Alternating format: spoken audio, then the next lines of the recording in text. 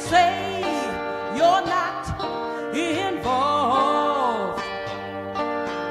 Don't try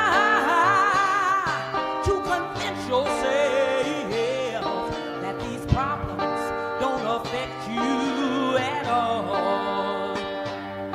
Because now it's Lebanon, Azania, Grenada. How many more? Tell me now. How many more? Don't you stand on the sidelines and watch your children go off to war. Don't stand back and wait for this violence to come to your door. Because now it's Chile, Guatemala, El Salvador. How many more? Tell me now. How Peace and love. Welcome to the NEPPC podcast, which is actually the U.S. Political Prisoners and You. That's the name of the show. Well, it's conducted by the Northeast Political Prisoner Coalition. The Northeast Political Prisoner Coalition is a grassroots organization that was started. Well, one of the founders is Sekou Odinga, former political prisoner, did over 33 years in prison. One of the charges that he was convicted of, or rather he had, was the liberation of Assata Shakur. And speaking of Assata Shakur, we like to say happy birthday to Assata Shakur, 78 years old. Assata Shakur remains in Cuba, given political asylum. That is a very important part of our liberation struggle. It's a reminder of how far we need to go for our self-determination, to protect our self-determination. And every time we celebrate Assata, we celebrate the possibilities that we have when we are willing to go to those extremes for our liberation, because our oppressor remains vicious, and the tactics will not let up unless we put up a resistance. Today, I'm accompanied with my brother in struggle, in the struggle for our freedom, my brother Tariq. Welcome, my brother. Peace, Frank. Peace, audience. I am Tyreek. I am a Black Panther. I'm a former member of the Black Liberation Army. I spent 17 years in various American death camps as a prisoner of war. And happy birthday, Assata Shakur. Thank you for coming on. Today's episode, we focus on our beloved brother, political prisoner, Kenny Zulu Whitmore. He's currently doing an extended time. He's doing life, all right? But, he is a possibility that he can come home, but that has to be by us, an organized effort. I was learning more about him. I learned about him before, but it's like, we get tied up on names like Mumia Abu Jamal, names like Joy Powell, names like Imam Jamil Al-Amin. But, there's other political prisoners, such as Kenny Zulu Whitmore. So we have to relearn him. We have to bring his name to our people. We got to let our people know that, they need to reach out to him and write to him. So he was one of the letters that I attempted to send out, right? This one is Fred Muhammad Burton. It was sent back to me. This one is Kenny Zulu Whitmore, and it was sent back to me. I used the address that was presented on the website. So I have to follow up with that. I have somebody that's going to help me get another address, or find a way in which I can relay my concerns to him. If you haven't done any research on him, or you are not familiar with him, he was in solitary confinement for 37 years, and he was only released because of legal action done by his lawyer. At one point, they tried to charge him with rape and a robbery, also with the killing of an ex-mayor. All these things that he did not do. But, when you are under the prosecution of state power, then the state can say and do anything they would want. So in my research, I seen how they tortured him into a confession. They that even people that said that he were not involved in the robbery and not involved in the rape, they discredited those people. They completely ignored those statements, and it was everything was less or was up into the judge's hand, to the state's hand, to convict him. So it's a very unfortunate situation, and it's a situation we have to ask: why is this brother still in prison after over 50 years, and what we need to do about it? Please bear with me. Today I had to make an adjustment with doing the podcast. I had to do it out in the community because of a mix up with the schedule, but the show must go on. You know, we are professional revolutionaries. We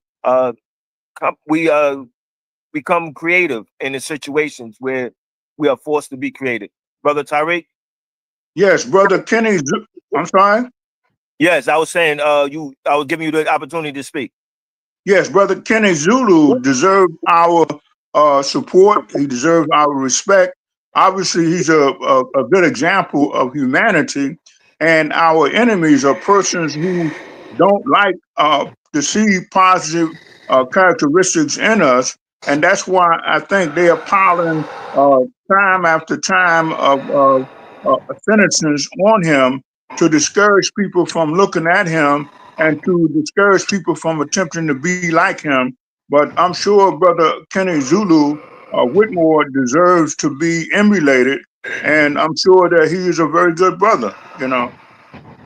Yeah, so that's why we want you to check out the website, learn more about this brother, teach the youth about him. You know, this is summertime, and this is we're out with the family. The weather is beautiful. You know, we need to have something that expresses our interest in our political prisoners. You know, this allows me to um, come up with something that's going to say Kenny Zulu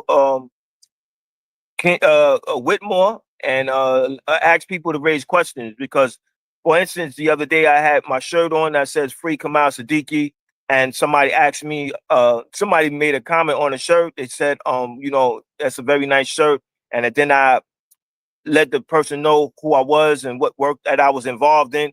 Exchanged the contact, and this person was actually a criminal justice student. So that allows you to have access to different people that are involved in different things just by you expressing that idea on your clothing. I think that's very important, because now when we get to engage in these conversations, we have another person that can put the idea out there on political prisoners. I know that we made contacts at the International African Arts Festival, so now I'm in the process of formulating those contacts so that I can let those individuals know about people like Kenny Zulu Whitmore. Upon reading his story, you know, it doesn't seem like he's bitter. It doesn't seem like he has any resentment for anything.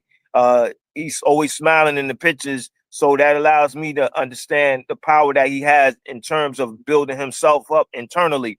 But we cannot ignore him. We have to do our part and reach out to him and his supporters and let him know that, you know, his story is being told, that we're encouraging others to learn about him, to write him, right? Even if the letters get sent back, you know, now you know what else you need to do. That's why I'm always providing my information, 347-679-3936, so we can work together, so we could get information to him about what we need to do where we're at. I'm currently in the area of Brooklyn, but I have access to places in Queens, because that's where I do my community work, is in Queens. So those places have resources where people can meet up and people can advocate for political prisoners, because that's what I use that area for. Uh, Brother, when you think about Zulu and you think about his resistance and endurance, you know, how can you relate that to people who are dealing with a number of issues in the community regarding, you know, ethnic cleansing in the form of gentrification, police brutality, um, police terrorism, rather, and also, you know, the lack of resources that our schools have, because all of this undermines our self-determination. And brothers like Kenny Zulu Whitmore was the example of a professional revolutionary, example of standing on principle. That's right, brother. Brother Kenny Zulu is a very important figure, and they know that. The enemy knows how important Kenny Zulu is, and the people who are seeing him, they are going in the right direction. They are seeing Kenny Zulu. They're asking about him, and that is to go in the right direction because that is indicative of beginning to study our situation, and they want to hold Brother Kenny Zulu is a good example of humanity and hold him and torture him to dissuade people from going in the direction of learning about our situation. They want people to think of our situation and then run away from it. When in fact, the solution to our situation, the solution to ending our torture and our brutality is to learn that we are a very important component in the scheme of things, and that's why they don't want us to learn about that. For instance, we buy more.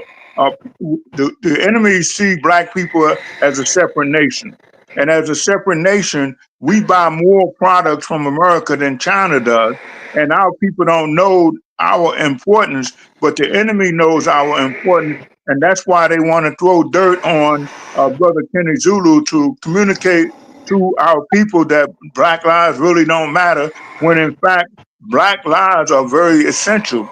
And speaking of gentrification, they know how important it is in us being in 26 major cities. We are a critical component. And what I mean by saying critical component, we are a significant number of persons in 26 major cities.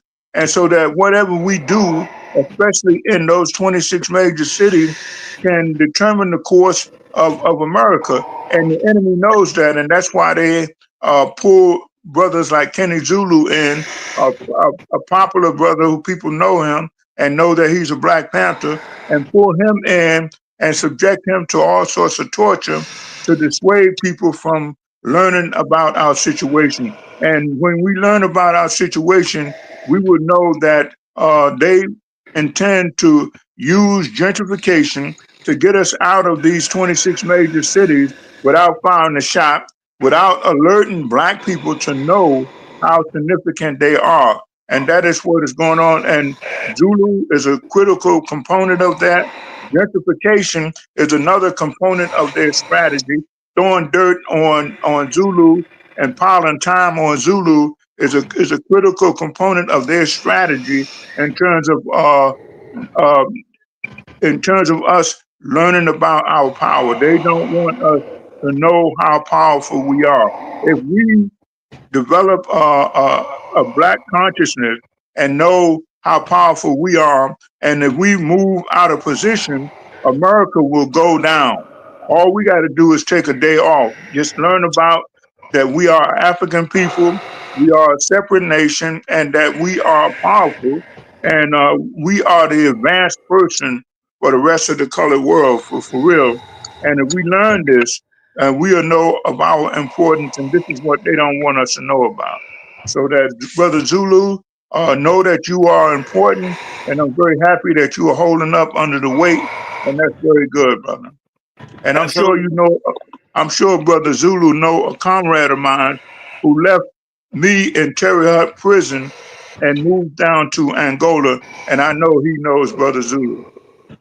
Wow, I appreciate you, shouting him out and breaking down, what the attack actually is. The particular methods in which the state uses to undermine our ability to advance in terms of protecting our self-determination and controlling our own destiny. That example of Zulu standing strong under his circumstances lets us know that it's something that we have to stand on. We have to stand up for ourselves. We have to be willing to make those immense sacrifices that our political prisoners and our martyrs have done.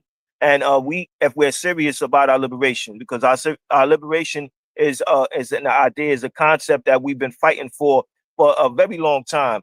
And we have to fight for it because, if we love ourselves and we love our people and we love our children, then, there's nothing else that's going to be a strong expression than to actually make sure that we have as much control of our destiny as possible. I want to take a step back and I want to talk about the 37 years of solitary confinement that the brother has, and the fact that, advocates of the abolitionist movement, those who want to get rid of prison altogether, advocates of just social justice, period. They should be particularly involved in this campaign to free our brother Zulu, because 37 years of solitary confinement is torture. It's inhumane. And I know that there is a human rights committee that deals with extensive time in solitary confinement that is deeply concerned about that. And his case was actually brought to them when I did my research. And I think that those who are advocates for the destruction, the removal of prisons, need to really get involved in Zulu's situation, because it's needed to be done to let us know that this shouldn't be ignored.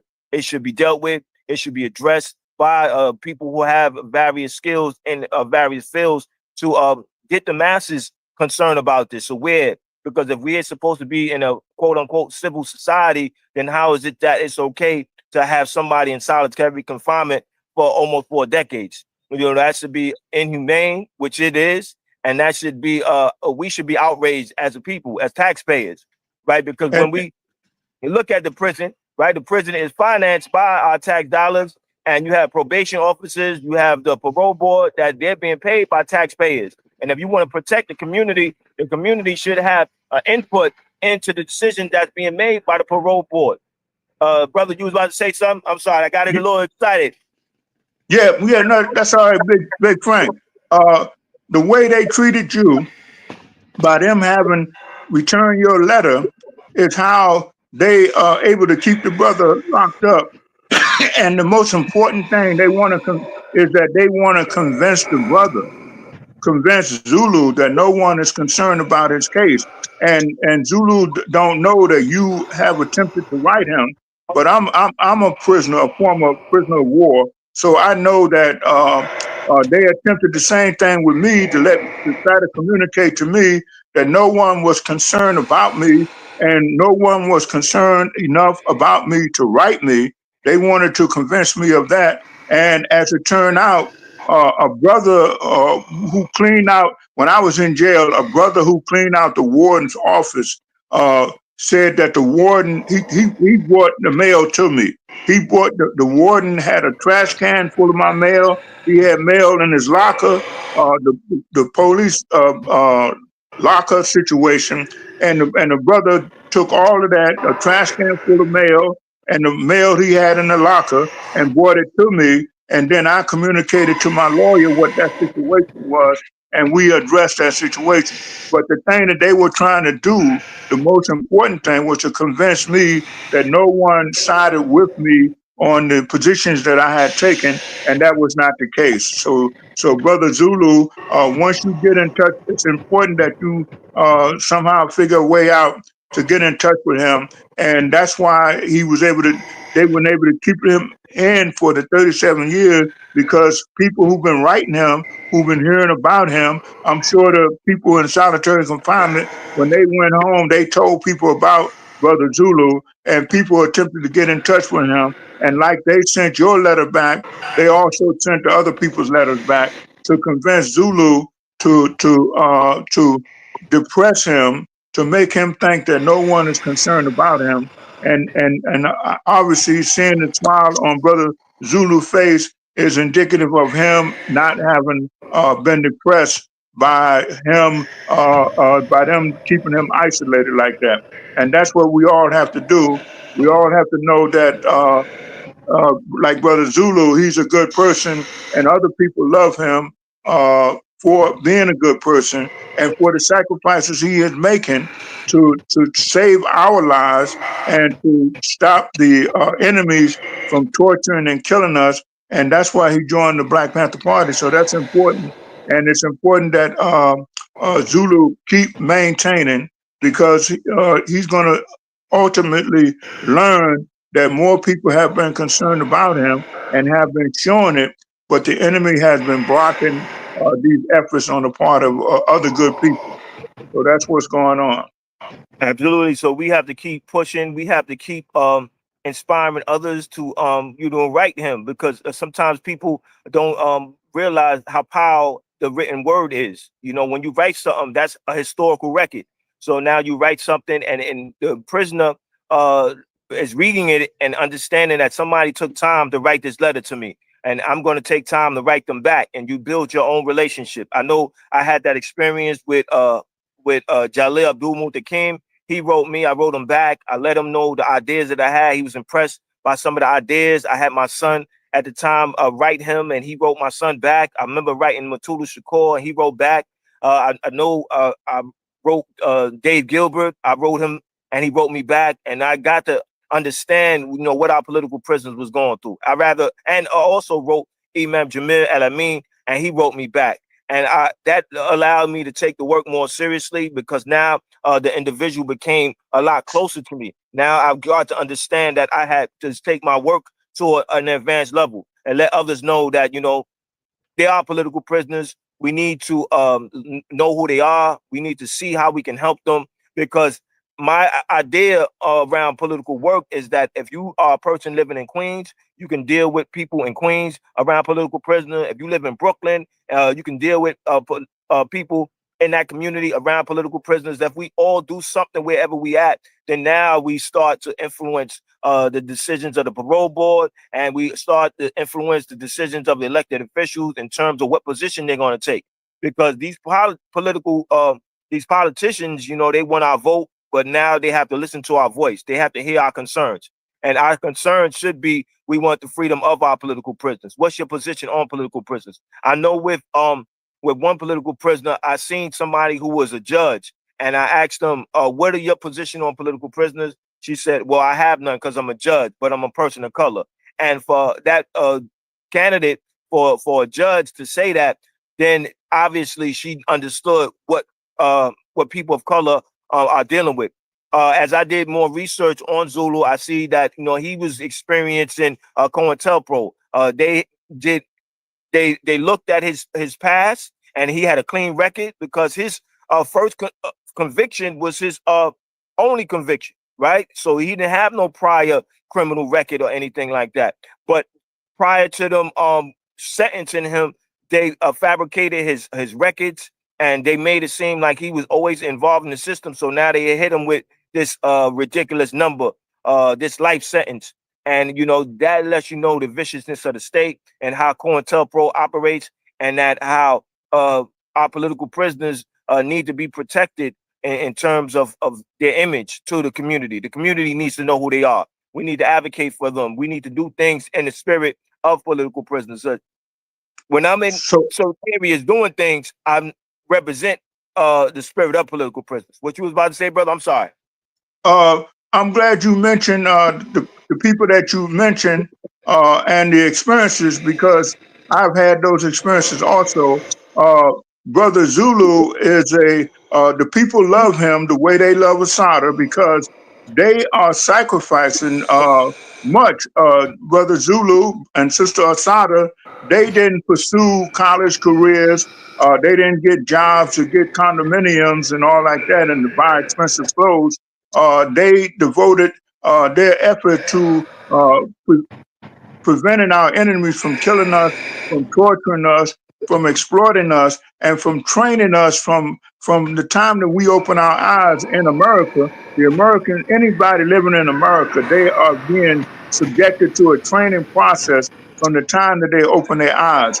And everyone knows that Zulu has made a significant contribution, and he has sacrificed much to see that we are fed and to see that we are protected. And that's why people love him. And even though they don't say that, once they learn that he's a Black Panther and they learn of the struggles and sacrifices he's making, they will love him, and the same way they love Asada. And I want to thank his parents. His parents played a particularly important role in making Zulu the way he is. To They played a role in terms of Asada's life, not messing her up. And by her not being messed up, and by Brother Zulu not being messed up, they were inclined to become Black Panthers. So I want to thank their parents for not yelling at them, for not beating them, for not sending them to bed with no food.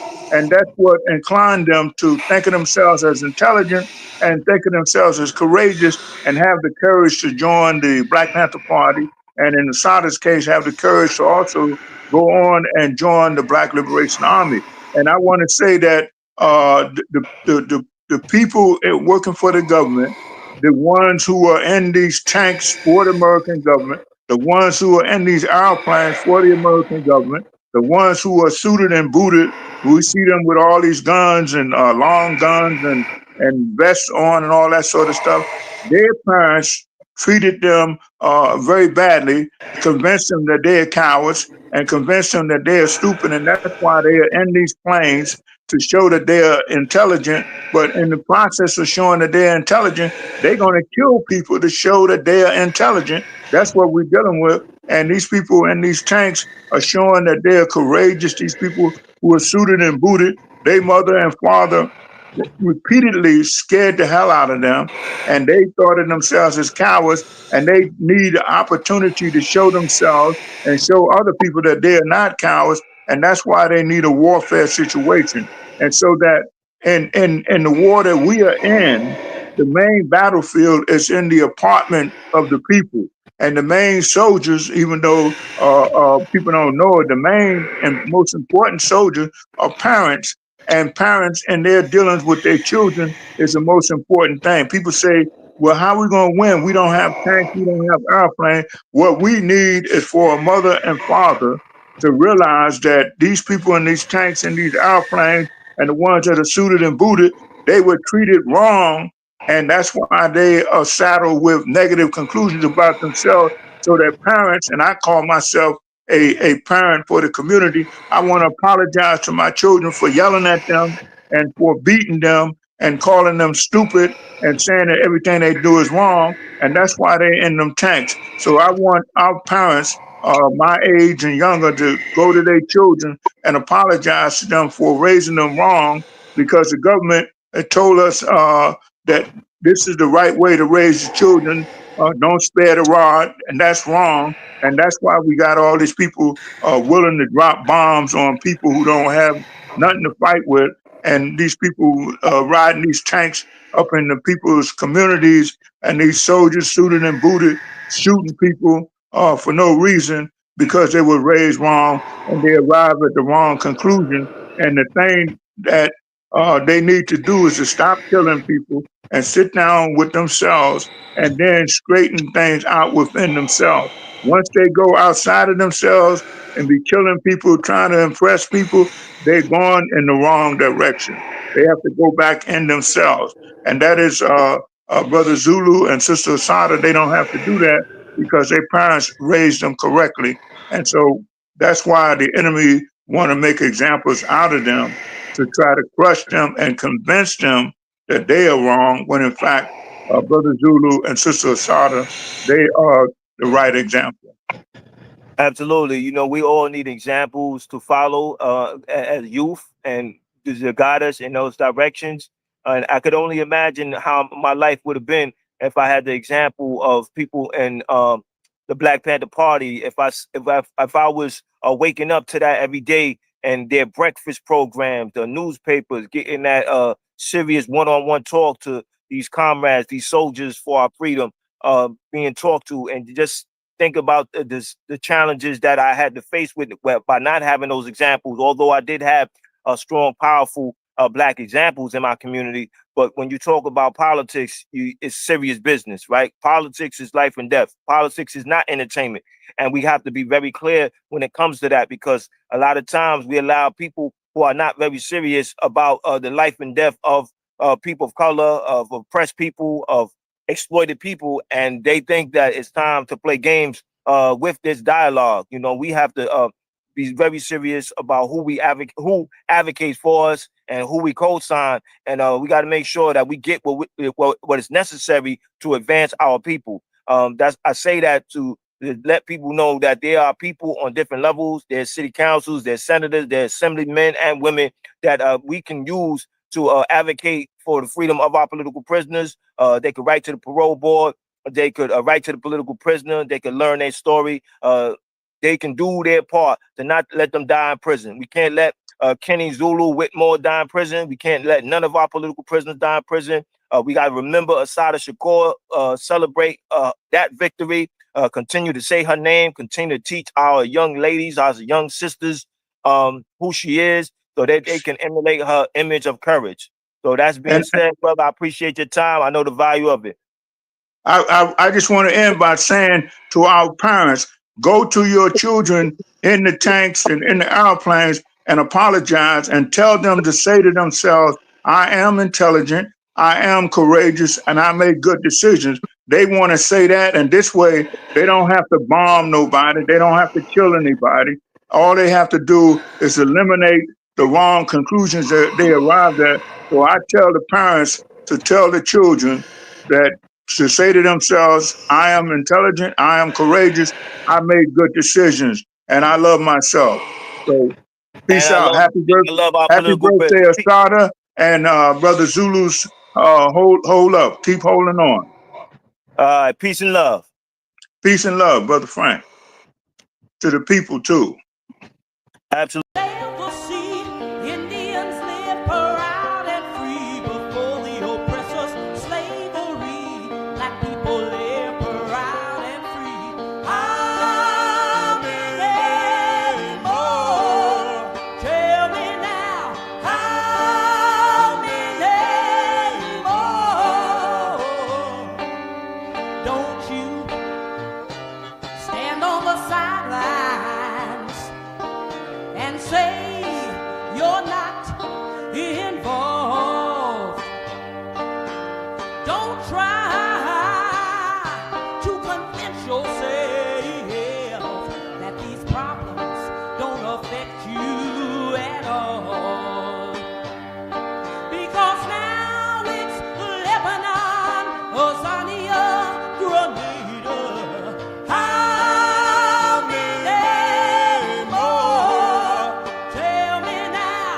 How many more? Don't you stand on the sidelines and watch your children